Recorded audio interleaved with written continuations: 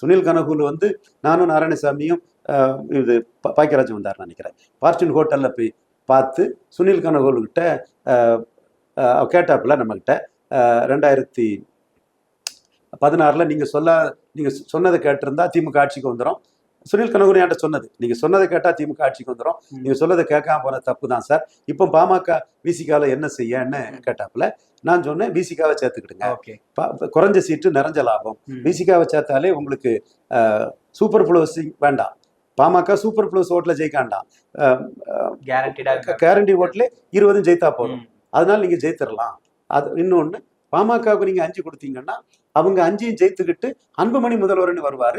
அப்போ 2021 ஸ்டாலின் முதல்வருங்கிறதுல உங்ககிட்ட இருந்த ஓட்டுல போயிடும், அதுல கேர்ஃபுல்லா இருங்க.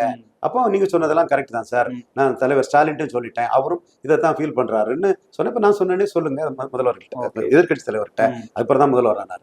அதை சொன்னோம். அப்போ முன்னாடி நான் பண்ணது தவறு தான், இப்போ நான் கரெக்டா பண்ணிடுறோம், இதான் எங்க கருத்துன்னு அவர் சொன்னாரு.